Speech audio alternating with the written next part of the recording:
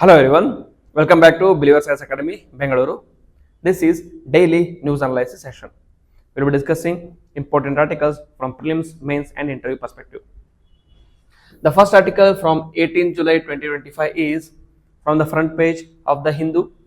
It talks about Russian oil, India calls out double standards. What is happening in geopolitics is that Russia is considered as an aggressor on Ukraine. As a result, many of the countries are trying to pressurize Russia. So they are not able to directly pressurize Russia. So they are now moving towards the countries who are trading with Russia. So the US Congress is considering the Russian Sanctions Act of 2025, proposing steep duties on nations importing Russian oil, including India. And also, the NATO chief Mark Rutte echoed threats, urging countries like India, China, and Brazil to pressure Russia or face consequences. So, this says that the Sanctioning Russia Act of 2025 is expected to be introduced in US Congress in August and mandated 500% duties on goods and services from countries buying Russian oil. What did the NATO chief say? He said that India, China, Brazil should tell Vladimir Putin to be serious about peace talks with Ukraine, and then continuing to do so business with Russia will slam back on these countries. So the secondary sanctions by USA will hit these countries very hard. So what did the center say? India said that securing energy needs is our overriding priority for the government. India is guided by what the markets offer and global circumstances. Maintain caution against double standards in this matter. Okay. So this is the gist. They say that under the proposed Sanctioning Russia's Act, there will be 500% ad valorem duty on imports from Russian origin oil, gas, uranium, and petrochemicals. Mainly affects countries like India, China, Brazil, major importers of Russian energy. It was supported by 87 House and 84 Senate co-sponsors. Gives US President power to waive these duties for 6 months. So India's stand is, India criticized this, calling it as a double standard. That is, Ministry of External Affairs warns against selective moralizing, referencing US and European agency energy security priorities. Emphasizes energy security as a sovereign concern. India now imports oil from 40 countries compared to 27 earlier. External Affairs Minister Jai Shankar conveyed that India's concerns directly to US lawmakers. He has been in touch with US lawmakers and he reaffirmed his concerns. And India remains cautious but resilient. That is, Petroleum Minister Puri said that India will deal when sanctions were passed. Okay. So it is a larger geopolitical dynamics are involved here. So India, China and Brazil are becoming a victim of this USA, Russia, European Union and Ukraine conflict. So Russia's oil exports are 50% to China, 38% to India and only 6% to European Union. India stopped importing from Iran under the earlier US pressure, showing past compliance. Not recently, like 2 years back, under CATS Act, countering America's Terrorist States Act, okay, countering America's adversary act of USA. Under this, USA considers Iran as an adversary, and any country which is having relations with the adversaries, they were going to be sanctioned under the CATS Act. So India, in this case, heeded to the request of USA, and they said we will not be importing from Iran. As a result, it somehow affected India-Iran relations as well. NATO's attempt to internationalize pressure on neutral countries may erode global South's trust in the Western multilateralism. The conflict is between you and Russia. If you want to do anything with Russia, do it to Russia. Why are you including the countries who are prioritizing their energy security? Okay, under your geopolitical games, you are hurting or internationalizing the pressure on neutral countries. That is not how the development should come from. Other India-US developments. There is ongoing trade talks such as tariffs, agriculture, and GM producers, which I already discussed. And India is coordinating with USA on deportation of undocumented Indians, and 1,563 were deported in 2025 so far. After a protest over inhumane deportations methods, USA shifted to commercial flights for deportations. Okay, when they were deporting Indians back to India, many criticized that USA were dehumanizing Indians and they were cuffing them hands and they were sent to in cargo flights, etc., etc. So after that, India criticized them, and then they are using commercial flights to deportations. Then what does this mean? What does this sanction mean? It showcases double standards in the global scenario. The West, while purchasing gas covertly or via intermediaries, expects global South to sacrifice energy security. The West, mainly the European Union, they are already importing oil from Russia, not directly but through intermediaries. And now they are pressurizing global South to do opposite of what they are doing. Sanctions appear to reflect strategic selectivity more than universal moral principles. You are not doing this out of universal moral principles, rather you are doing it on selective basis, especially only in India, Brazil and China. Then, however, India is clear on one thing, that we are going to do what suits the national interest. We are going to do anything to preserve our strategic autonomy, our strategic sovereignty. India asserts its strategic sovereignty in foreign policy, be it in energy access is non-negotiable. Moves to diversify suppliers showcase resilience and adaptability, and it is going to impact global South. India, Brazil, China are being targeted despite not being the NATO allies, raises concerns about equity in the global governance. Okay. In conclusion, India's firm but diplomatic stance reflects the mature foreign policy, balancing energy needs, geopolitical realities, and global partnerships. As the world fragments into power blocks, India's advocacy for multipolarity and national interest will be tested further. We have to wait and see what the outcome will be. And second article is again from the Hindu front page. It talks about a very serious or grave incident which happened after the RCB's victory. So, RCB Stampede tragedy report blames organizers and the police. There is a committee set up after the June 4, 2025 Stampede at Chinnaswamy Stadium, and the committee was done by judicial probe, and the Justice Michael D. Kuna commission held Royal Challengers Bengaluru Sports Private Limited and DNA Entertainment and Karnataka State Cricket Association and Bengaluru Police responsible. All the four are responsible for this havoc. Key failures were no police permission was granted or obtained, even then the organizers went ahead with it, and police enabled an unauthorized event and worked in collusion with organizers. Though there was no permission by the police did allow this unauthorized event. And organizers triggered the crowd crush by failing to regulate entry and making reckless announcements. So, because of failure of all these institutions, all these stakeholders, it resulted in the death of 11 innocent sports fans. See, like one thing we have to make clear is no sports or no team is bigger than your own life. So you have to be careful when you are celebrating a team's victory. Action recommended is that legal action against private entities and FIRs against 5 suspended police officers have been taken up. See, there is again ethical considerations to be said here, because when the victory parade was happening and people from the RCB team went to Vidhana Saudha, even the chief minister and even all the ministers were there to gather and celebrate with the team, and they took photos and they celebrated as if it was their victory. And now the blame has been put on all these institutions and legal action has been taken against only these 5 suspended police officers. So it is always the lower end people who suffer in these cases, but not the people who are actually responsible. Anyways, now we will focus on a grave issue, that is stampedes. It is a recurring incident in India. We'll understand why stampedes are happening in India, what are the reasons, okay, and how we can avoid these stampedes.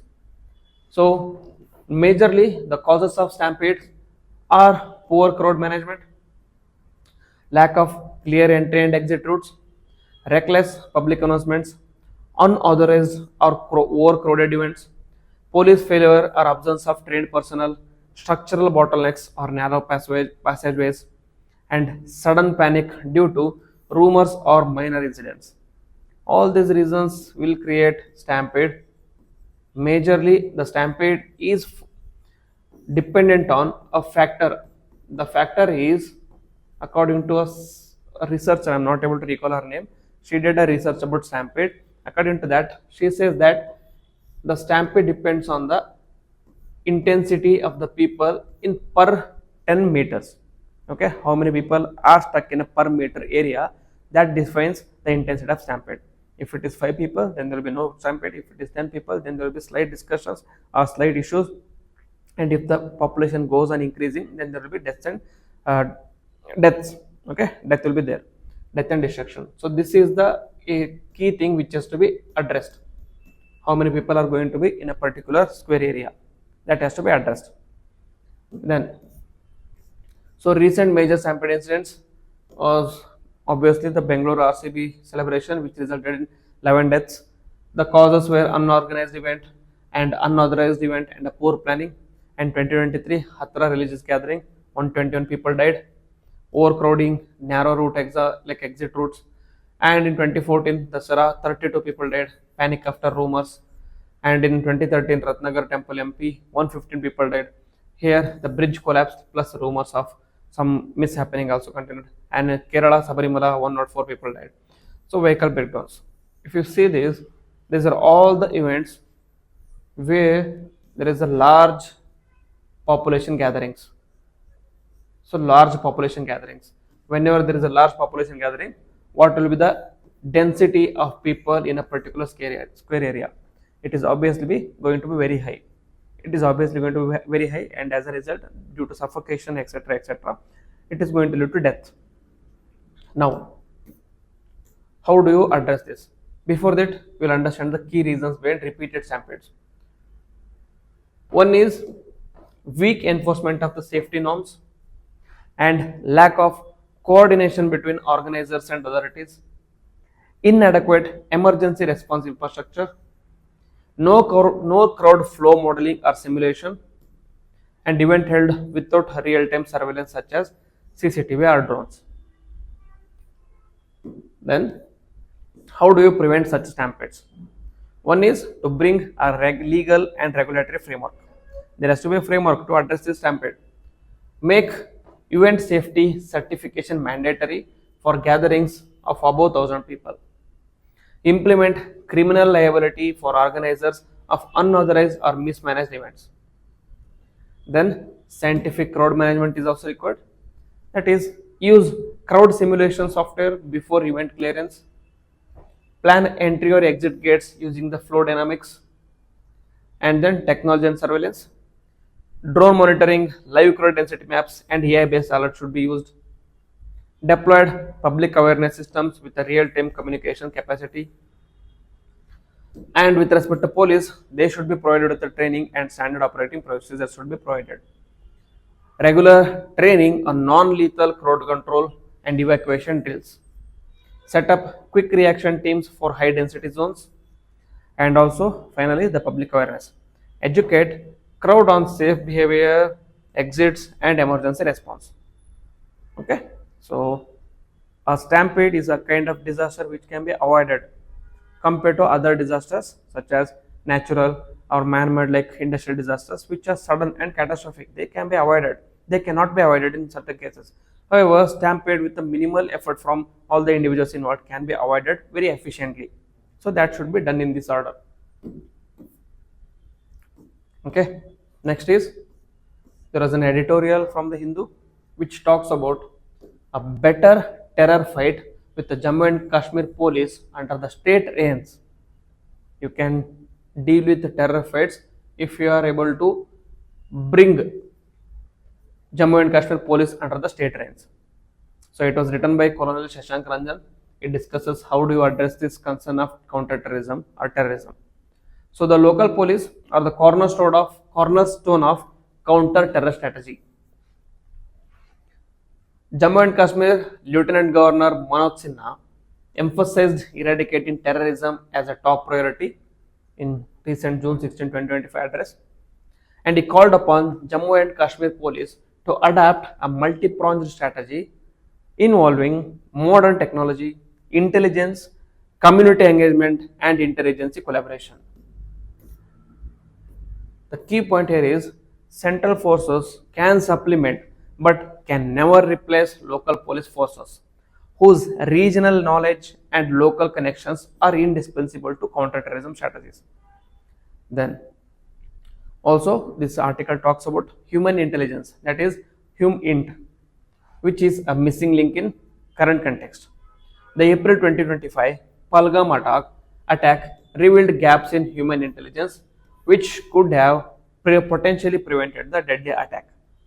Local police are best placed to generate actionable human int due to their intimate connection with community. They are the best sources to collect the information from local people, because before becoming a police they were also locals there, so they have an intimate connection with the local people. Without a strong intelligence network which is rooted in the community, proactive counterterrorism is nearly impossible. Then, empowering elected governance in security. Jammu and Kashmir police should function under a democratically elected government to ensure local accountability and trust. The article says that we understand the significance of Jammu and Kashmir local police. However, they should not be under the influence or the control of center. Instead, they be under control of democratically elected state government. Elected representatives like MLA, Sarpanch are more likely to receive community inputs on suspicious activities rather than external agencies. So argument here is restoring democratic structures from panchayats to parliaments will enable more inclusive and effective counter-terrorism strategy.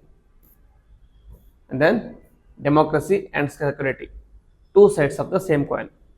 So the security is a grave concern which has to be addressed. However, that doesn't mean we are taking away the democracy to address security. So these two are two sides of the same coin. They should go hand in hand. That is, Jammu and Kashmir has shown strong local election participation, yet local bodies remain disempowered. Participatory governance will prevent public disengagement and political apathy, which can worsen the security challenges. So the policy suggestions given by the article is encourage a structured dialogue between local leaders and police to enhance public safety, improve policing strategies, and build community trust. Then, the article also calls for a different contextual counterterrorism. He says that one size doesn't fit all.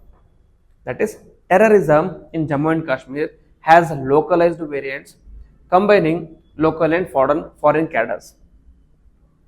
Countermeasures must be region specific, driven by local governance and community police synergy. Only then you would be able to address terrorism from its root. Example is Thana level Jammu and Kashmir police units, when embedded with the local governance, have historically delivered positive security outcomes. So there is already a proof of local governance and local police coming in together. Restoring state reins. Why? For accountable and responsive policing. Keeping elected representatives out of security loop leads to a disconnect between police and the public. Restoring control of Jammu and Kashmir police to a locally elected government ensures that it builds public trust, it is leading to effective policing, and there is democratic legitimacy. So, counter-terrorism is not just a security project but a governance challenge. Without democratic involvement, community engagement and lasting peace will remain elusive. Whatever the direct action you do with the armed forces, with the army, etc., you are not going to achieve peace without the involvement of local people, local police, and local government, and a democratically elected state government. So the government should understand this and bring in a democratically elected government in Jammu and Kashmir, and also fight the counter-terrorism. Now moving to the prelims pointer. The first article for the day is in the prelim section is from the Hindu again, which is Ahmedabad named the cleanest big city in India under the recently released Swachh Sarvekshan 2024-2025. So cleanest big city. What is big city? A city with higher than 10 lakh population. So cleanest big city was Ahmedabad, followed by Bhopal, followed by Lucknow. And then there was Super Swachh League, that is a new category for million plus cities with a sustained excellence. Under this, Indore, Surat, Navi Mumbai, Vijayawada, etc. are considered. Then category wise top cities, 3 to 10 lakh population, that is Mira Bhayandar, Bilaspur, Jamshedpur are the top cities. So one interesting thing is Indore has finally lost its name as the cleanest city of India. It was coming in the cleanest city of India for the consecutively, I think 4-5 times on the trot. Now it has lost to Ahmedabad. Then 550,000 to 3 lakh population. The new city, the category top city was New Delhi. And in best Ganga town, it was Prayagraj. And best cantonment, it was Secunderabad in Hyderabad. And best Safai Mitra Surakshita Shahar was Vishakhapatnam, Jabalpur, and Gorakhpur. And there was a special recognition given to Prayagraj Mela Authority and Uttar Pradesh government honored for waste management during the Mahakumbh, which saw a footfall of a whopping 66 crore, promising clean cities, that is one city, one award. So 34 cities were awarded with across states and union territories for notable improvements. So participation, that is 14 crore citizens engaged via Swachh app, My Government, and social media and on-ground surveys in 4,500 plus cities. So it is not just the government-based initiative; it was also citizen engagement initiative. So the key themes of this Swachh Sarvekshan was it focused on urban sanitation and performance metric. That is, Swachh Sarvekshan fosters competitive federalism in urban sanitation. It creates awareness and a sense of civic responsibility among citizens. Then it also follows 3R principles in the waste management, that is reduce, recycle, and reuse. Reduce, reuse, and recycle. Strong push was there for circular economy in urban waste management. Waste wealth innovations showcased such as composting from organic waste, construction material from recycled plastic, and Safai Mitra Suraksha focus. This recognizes cities ensuring dignity and safety of sanitation workers. It aligns with Sustainable Development Goal 8, that is decent work, and Sustainable Development Goal 11, that is sustainable cities. Fourth one is the data-driven governance. The aspect of citizen feedback is included in the Swachh Sarvekshan. Citizen feedback, app engagement, and real-time monitoring enhances accountability and transparency in sanitation efforts. Then another second article for prelims was Anayuttu ceremony at Vadakunnath temple in Thrissur. So what is Anayuttu? Anayuttu means feeding of the elephants. So it is an annual ritualistic ceremony observed on the first day of Karkidakam. Okay, Karkidakam, the last month of Malayalam calendar, which comes around mid-July. So this is the image you can see. The people gathered there to feed these elephants. These elephants come out during the Thrissur Mahamela, which is also called as Guruvayur temple celebration in Thrissur. You might have seen the image of these elephants raising their horn, like raising their trunk and showcasing emotion towards people. So Vadakunnath temple, Thrissur, is a UNESCO recognized heritage site and a major center for classical temple traditions.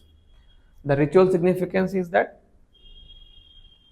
elephants in India are considered sacred, divine in Kerala's temple culture, which is associated with Lord Ganesha.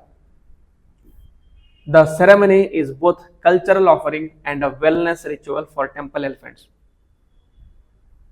Special diet includes rice, jaggery, sugarcane, ghee, coconut, turmeric, and Ayurvedic tonics. All these things are fed to the elephant. Cultural impact importance is it reflects Kerala's unique blend of devotion, tradition, and animal care. It brings together devotees, tourists, and elephant lovers celebrating human animal harmony. But why it is in Karkinada? It is also known as Ramayana month in Kerala. So, as a result, in this month it is celebrated. A time of spiritual reflection, Ayurvedic rejuvenation, and traditional healing practices. As a result, these are followed. Then, the last article for the day is there was a very disturbing news coming out of Amarnath. That is, Amarnath was suspended due to landslide in Jammu and Kashmir. On July 17, 2025, in a Z mode near Upper Rail Patri on the Balal route in Jammu and Kashmir, landslide was triggered due to heavy rainfall. It injured 3 pilgrims and disrupted the movement. So, action taken was Yatra was suspended on both Baltar and Palgam routes. Rescue operations were conducted by Army and Border Road Organization teams, and BRO employed machinery and manpower for urgent repairs to restore tracks by July 18. So, at the moment, it is suspended. Now, what is the Yatra status? Over 2.4 lakh pilgrims have visited Amarnath shrine since July 3, 2025. Pilgrims at Panjatarni camp were allowed to descend to Baltal under supervision, and no new movement allowed from base camps until full safety is ensured. Now, so the key issues highlighted was the climate vulnerability, that Amarnath Yatra traverses fragile Himalayan terrain which is prone to flash floods, landslides, avalanches, and sometimes glacial lake outbursts as well. And there is also infrastructure challenges, that is sudden weather events strain even improved logistical support by BRO and ITBP. High altitude terrain requires constant track maintenance as well. So, pilgrim safety and religious sentiment. The need is to balance faith based mobility and environmental and safety concerns is a recurring challenge. So, way forward should be disaster safe pilgrimage management. For short time, we should focus on real time weather alerts and route specific updates, emergency shelters and medical stations at all camps, pre-yatra advisories to discourage movement in unsafe conditions. So, in the long term, use satellite-based terrain monitoring, eco-sensitive pilgrimage regulations as suggested by Supreme Court post Kedarnath, infrastructure planning under National Disaster Management Authority guidelines. So, these are to be followed. So, a very fruitful discussion I feel. Important articles have been discussed, and some there are very important articles which were very long to be discussed in a news analysis. I will be bringing them in separate topic of the day session. So if you like the video, then please hit the like button, comment on it, and also share with your friends. With this, I will end the video. Jai Hind.